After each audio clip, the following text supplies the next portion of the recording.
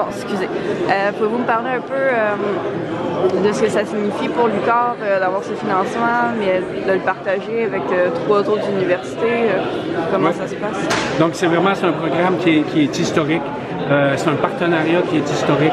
Donc, on a réuni les meilleures universités en recherche dans le milieu océanographique parce que l'enjeu est majeur, c'est de trouver des solutions face au changement climatique, de faire des politiques publiques qui tiennent compte et qui sont justes et équitables, donc qui tiennent compte de la science.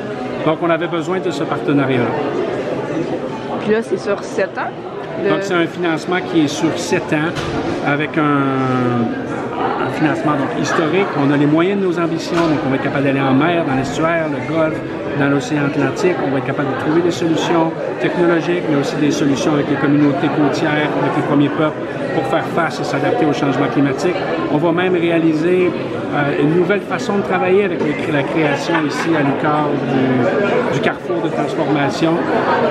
Et donc, on a les moyens de nos ambitions pour un enjeu là, qui est d'importance capitale, c'est-à-dire les changements climatiques. C'est urgent, c'est sans précédent dans l'histoire de l'humanité et il faut absolument trouver des solutions. Et maintenant, on a un programme de recherche d'envergure.